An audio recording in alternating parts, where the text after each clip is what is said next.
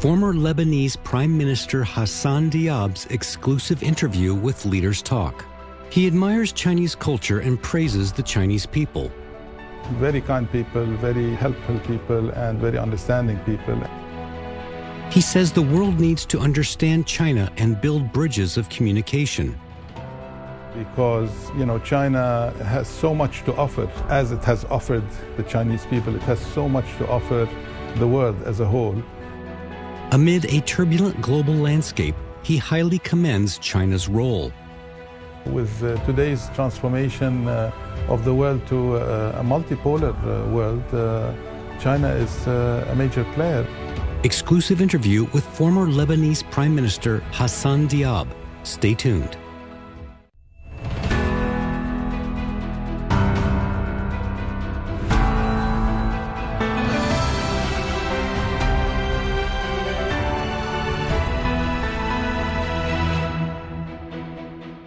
Hello and welcome to Leaders Talk, where we meet leaders, thinkers, and trailblazers. I'm So Yun. Our guest today is former Lebanese Prime Minister Hassan Diab. So how would he understand China amidst global discourse? What is his views on China's modernization path, as well as his hopes for peace and development in a conflict-ridden region? Let's delve into those answers from our conversation with him. Professor Diab, thank you for joining us on Leaders Talk. This time you are in Guangzhou for Understanding China conference. And in the congratulatory letters sent by President Xi to the forum, he emphasizes that to understand China, one needs to understand China's efforts to further deepen reform comprehensively to advance Chinese modernization. So can you share with us, what is your take on the significance of President Xi's words, and how do you perceive China's path towards modernization? First, I'd like to thank CCTV, and I'd like to thank you for inviting me to the program, and thank the viewers. Yes, I was at the conference at the UCC when the congratulatory letter of President Xi was read, and it was very impressive, very specifically also at the level that you mentioned, modernization and affirmation of reforms, as I quote, not only to address the aspirations of 1.4 billion people in China, but also to extend an arm to a more peaceful world at the global level. And I find this extremely heartening and impressive because China has so much to offer, as it has offered the Chinese people. It has so much to offer the world as a whole. There's no doubt the advancement of China at so many levels, not just at the economic level, at the scientific level, at the higher education level, which is a major interest of mine, truly at all levels, has been nothing less than remarkable. And China today is not just an economic power, but a global power that is respected everywhere you go. You've also said that this conference, the UCC, helps you to gain a better understanding about China. So can you share with us a bit about some of your major takeaways at the conference? Well, the conference, at least the session where I gave a keynote speech, had in its title, Beautiful China and Healthy China. I would add a third line, Kind China, because the kindness of the Chinese people has been nothing less than outstanding, from not just this visit, but also a previous visit that I had to China a few years ago. Right. Very kind people, very helpful people, and very understanding people, which is very heartening to me. Obviously, we feel the same in Lebanon because over my career, in different roles, tried to build bridges with China on different levels. As a Minister of Education and Higher Education, as Vice President of one of the best universities in the MENA region, the American University of Beirut, and as Prime Minister. Well, just now you emphasized the importance of opening up to different cultures. So how do you think gaining a deeper and more comprehensive understanding of China helps foreign friends like you to enhance this mutual understanding, cultural exchanges between different countries and civilizations? Well, as I repeatedly say, I think when China opens up to other countries, it's not just at the trade and economic level like some people perceive, but it's also at the cultural level, at the levels which allow people to communicate and understand each other more. I definitely gain more as I understand more about the Chinese culture, gain more and more in each visit I come to China. It's just a pleasure to be here in China and meet different people from different cities and different areas. You feel the compassion and the hunger for opening up to other cultures and other areas in the world. Inviting the world to observe today's China and pool wisdom to contemplate the future of the globe, the Understanding China International Conference was held in Guangzhou from December 2nd to 4th, 2024. The event gathered more than 600 Chinese and foreign guests, including former Lebanese Prime Minister Hassan Diab, to engage in dialogue under the theme Carry Through the Reform to the End, Chinese Modernization and New Opportunities for World Development. They exchanged ideas, sparked intellectual debates, and forged consensus on cooperation. We're here talking about how it matters about understanding China, comprehensive, balanced, and fair understanding of China. Why do you think it is important to have such an understanding, or to understand China is important? Well, it's important to understand China because China is opening up to the world. So understanding China is essential in this case to discover the way that the Chinese think, live, operate, work, and excel, and so on. So the more understanding of people from outside China have about China, the more we will support China in pushing for this proximity and for this inclusion. I find the implied note of President Xi in terms of inclusivity very, very remarkable. I very much support that, and I think it's very wise, to do that, because it's of benefit to China to be present everywhere, and it's of benefit of the world to be close to China. But maybe you have also noticed that in recent years, misunderstanding, doubts, and even criticism have emerged regarding the peaceful rise and global influence of China. What do you think is key in bridging the gap between different perspectives on China? Well, there's a saying that in Arabic that people throw stones at the fruitful tree, the tree that bears fruits. So when you're on your path to leadership and success, I'm talking about the global level, you will find challenges with respect to. I don't think this will stop China from advancing even further in the world. Voices of don't want this to happen, I don't think will affect the path of China's success, more advanced success in the future. Well, I think they have to interact with the Chinese, and they have to understand the Chinese, and they have to accept that China is already a global power at different levels. With today's transformation of the world to a multipolar world, China is a major player, and might as well accept that and understand that. As I said before, building bridges with China. Speaking of Chinese culture, I noticed that you have said you found a Chinese ancient proverb very inspiring, and this proverb goes, if your plan is for 1 year, plant rice.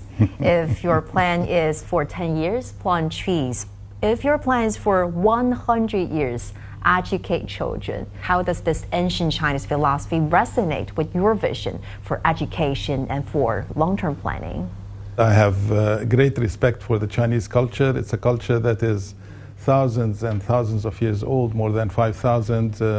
Lebanese culture is also about 3,000 or more years old with the Phoenicians. I think at the core of a lot of the advancement, technological advancement, is higher education. If you look at a lot of the countries that have changed status from third world countries to great economic powers, you will notice that the first thing they did was to revamp their education and higher education systems, create research centers, find niches in the technological area where they can excel, and join the economic powers of the world. And China obviously did that at multiple levels, if you compare it with a few decades ago. So higher education is my passion, and my dream would be to build a lot of bridges between some of the top universities. This opens up a lot of channels to also excel at the cultural level, where people can understand more each other and build on the cultures of both sides, both countries that are interacting. You've been working with some of the top universities here in China. What is your impression of the higher education here in China? What do you think are some of its biggest competitive advantages? Well, there's no doubt that many universities in China are among the top in the world in different specializations. I personally had the opportunity to visit, I think it was called Foreign Languages University in Dalian, where in my capacity as Vice President of the American University of Beirut, that was in charge of the consulting arm of the university, I signed for the first time an agreement with Foreign Languages University. You'd be amazed that the area of cooperation is in Arabic language. And at that university, they have a school of Arabic language. And the people that I met speak Arabic language just as good as me, if not even better. In fact, I met at the Understanding China conference two graduates from that university speaking to me in Arabic. That's really impressive and interesting. This is your second time to come to China. The first time was in Dalian, pushing for the cooperative agreement between two universities. So among those years, what part of the country, the development and also the progress made by the country impressed you the most during your trip this time? Everything was impressive to me. I've already met with some of the top companies in the area of renewable energy, construction, and they really are the state of the art across the globe in some of the things that they offer in terms of power generation using renewable energy. I have other visits today to AI technology companies as well.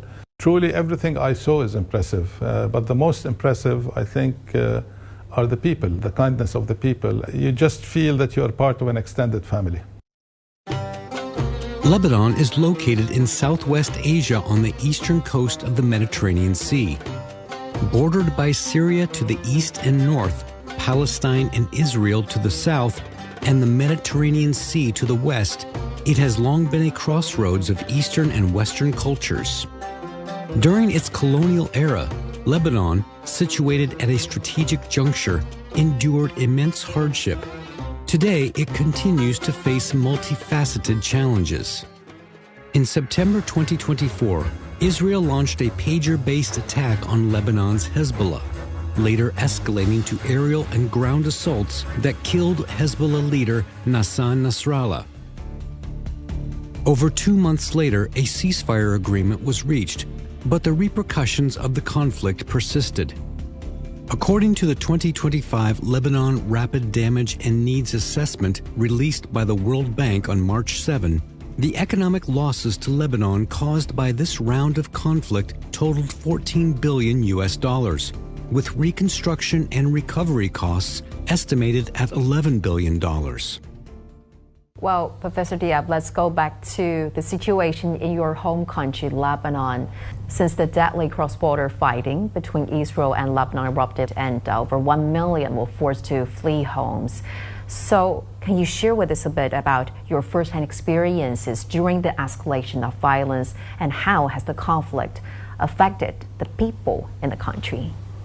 Absolutely. The conditions in Lebanon has been very, very tough. And of course, I stayed in Beirut during that time. And the southern part of Beirut, Dahi, was almost completely destroyed, as you saw from the pictures. And for the first time, the center of Beirut was hit multiple times. From my understanding, 99.9% of the victims are simply citizens, children, women, old people, normal people, that have nothing to do with the conflict.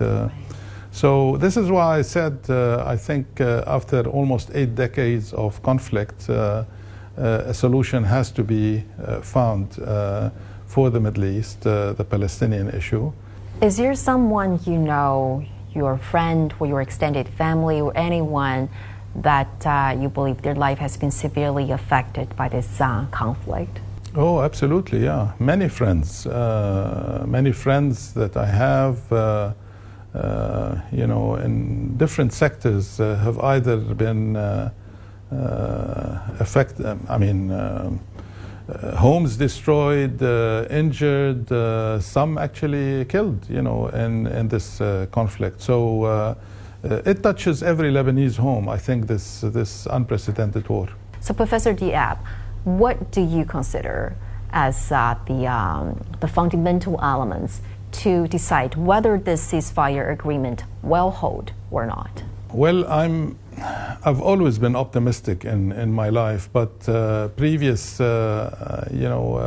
cycles of violence and ceasefires and wars, we may, face another round of, I hope not, but I don't feel that Lebanon is being fairly treated in the sense that this conflict has deeply affected Lebanon, and that international players should put an end to this once and for all.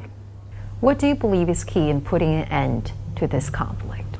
Well, I believe the core of the conflict is the fact that we have people, the Palestinians, that have suffered for almost 8 decades, and that are probably,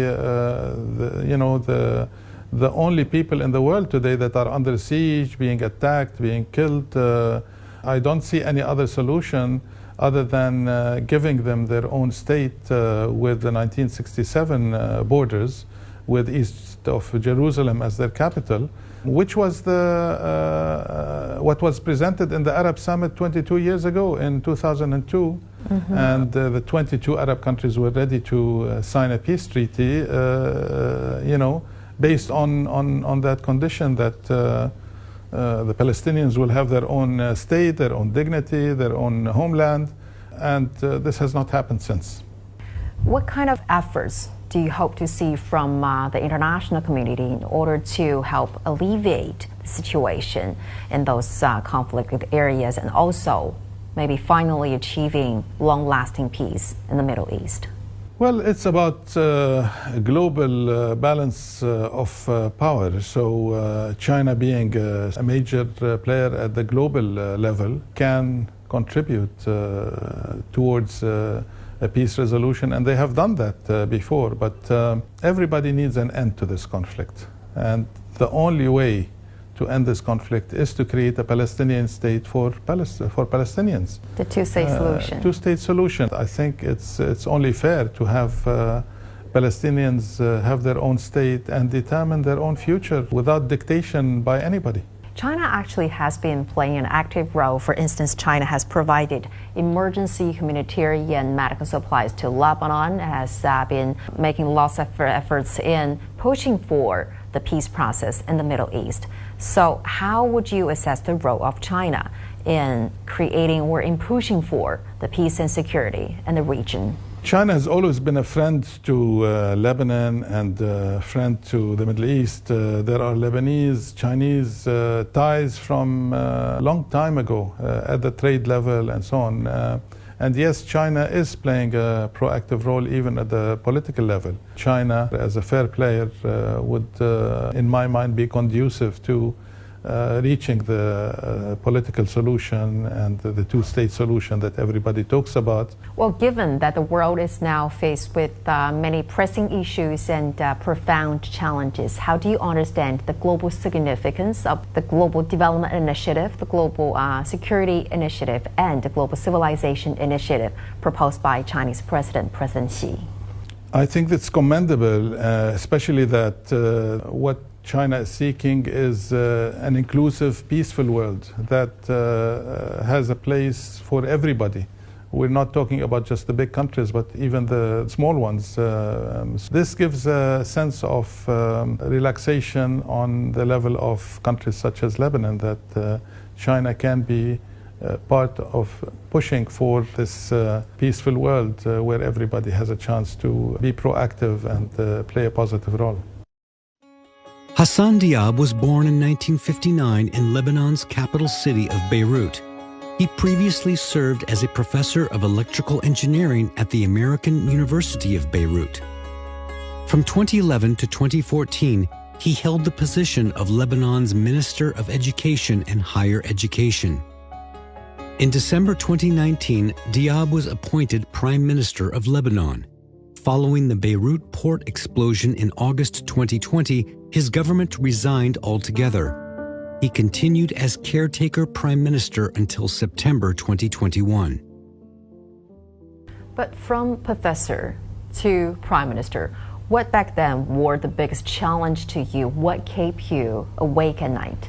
I think the persistence of politics that is pushing Lebanon further and further to the abyss in terms of the state in Lebanon at the levels, at the financial level, at the economic level, at the political level. And as a Lebanese, this affects me. I mean, the only reason I eventually accepted to be Prime Minister was the fact that, of course, I love my country and I want to play a proactive role in addressing these issues. Being independent and being a technocrat meant that I didn't care about politics game. I only cared about revitalizing Lebanon and putting Lebanon back on track at the economic and the financial.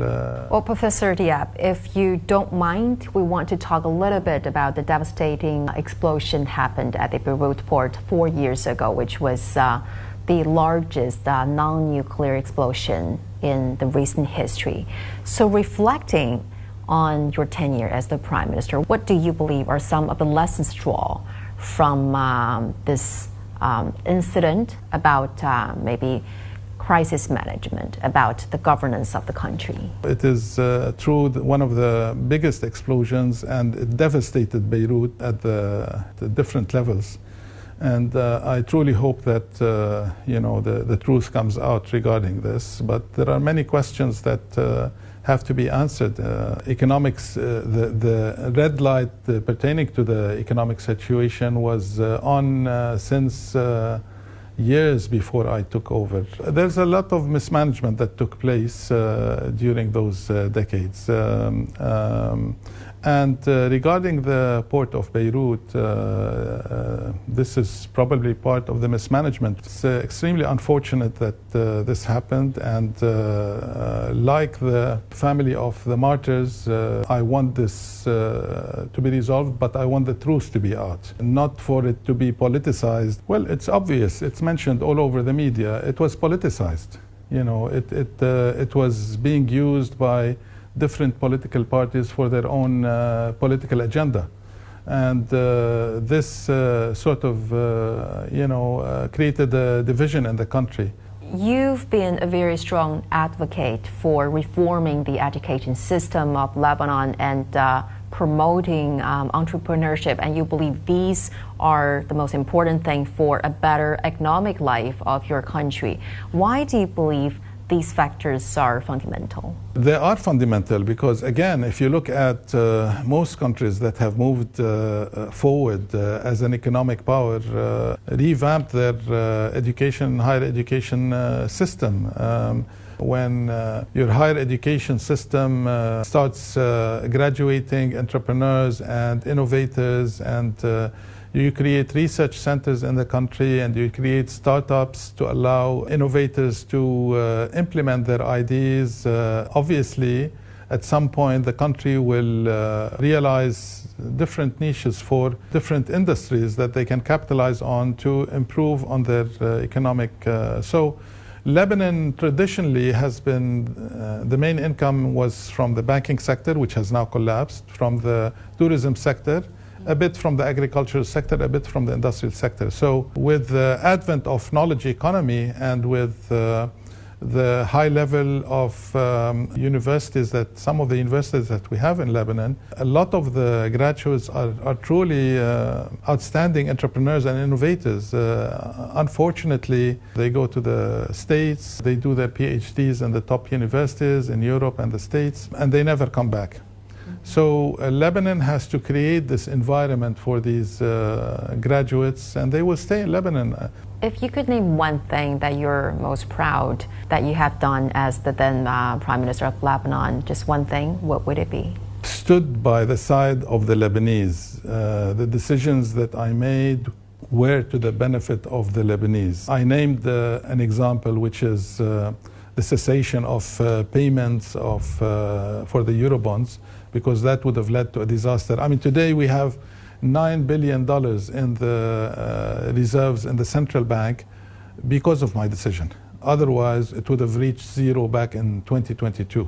And the bad situation that we're facing now would have been tenfold worse than it is now. Well, Professor Diab, you've been a professor for about a quarter of a century, and as a politician as well. What is your passion truly about?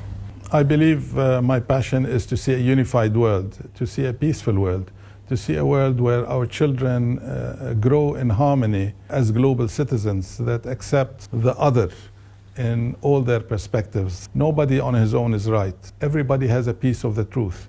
And if you open up to others, to other cultures, to other nationalities, to other countries, to other ethnicities, to other religions, I believe we would live in a much better world. And this is part of the message that President Xi has given in the UCC.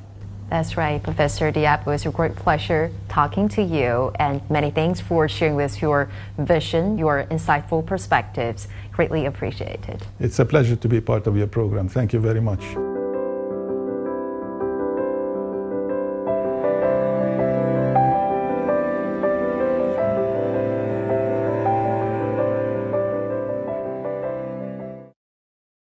During the interview, Professor Diab highlighted China's inspiring achievements and its growing role on the global stage, emphasizing that China's path towards modernization benefits not only the people here in China, but also world at large. With that, we're going to wrap up this edition of Leaders Talk. I'm Zoe reporting from Guangzhou. Thank you for watching, and see you next time.